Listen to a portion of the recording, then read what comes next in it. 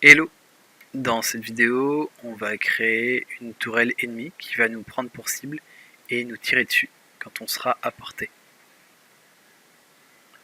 Pour ce faire, je vais créer deux nouveaux sprites. Donc en premier lieu, la tourelle, en faisant un sprite. Je vais le faire d'une couleur grise, comme le pic.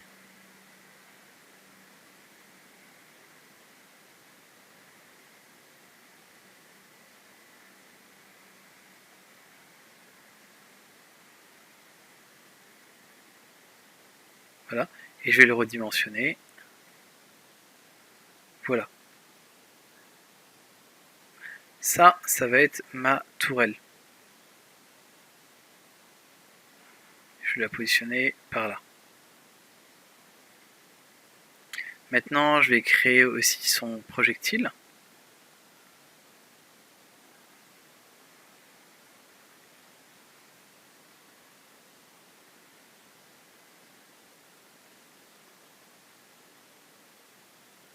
Je redimensionne et voilà. Je vais pour les deux leur mettre le comportement ainsi que leur donner un nom. Donc le projectile, je vais l'appeler balle ennemie.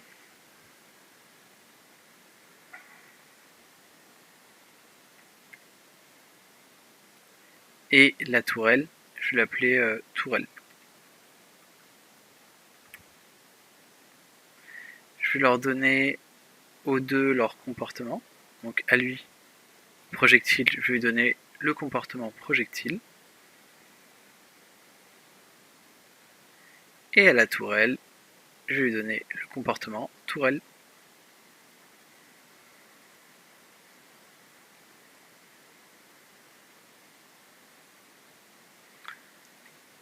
À présent, je vais aller dans ma feuille d'événements pour coder ça. Feuille d'événements, ajouter un nouvel événement. Ce que je vais faire en tout premier lieu, c'est que la tourelle prenne pour cible le joueur. Donc je vais dire qu'au démarrage du jeu,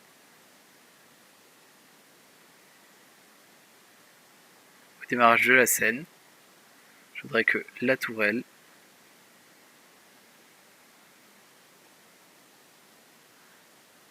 ajoute un objet en tant que cible.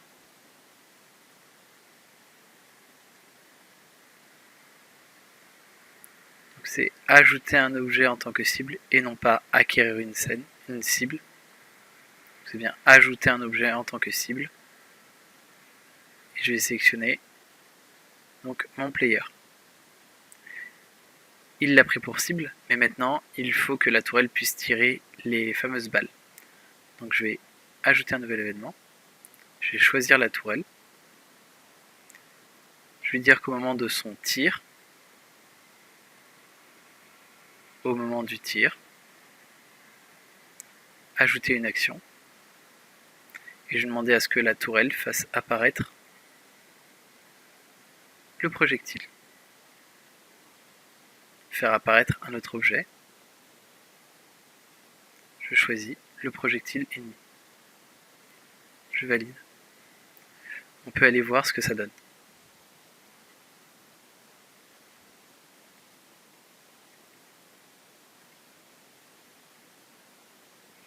Et voilà, elle me tire bien dessus. On peut voir par contre qu'elle pivote étrangement et que les balles ne sortent pas exactement de son canon. On peut corriger ça. Je vais retourner dans la scène. Je vais aller dans l'objet. Quand je clique dessus, si je sélectionne cet objet-là, on peut voir que le centrage de l'objet n'est pas tout à fait au centre et que c'est pour ça qu'il pivote sur un axe étrange. Si je veux qu'il pivote sur l'axe au centre, donc je vais cliquer ici. Hop, parfait. C'est beaucoup mieux. Et si je retourne dans la feuille d'événements, on peut voir ici, à cette ligne-là, qui nous indique qu'on voudrait que la balle parte du point d'image 0. Moi, je vais lui indiquer le point d'image 1. Valider. Et on retourne sur le canon. Le point qu'on vient de mettre à l'instant au centre, c'est le point 0.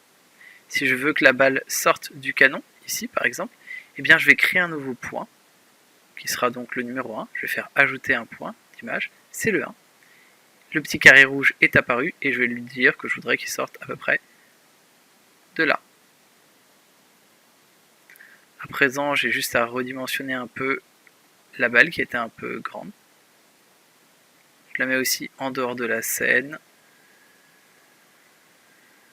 Et voilà, on va faire un deuxième test.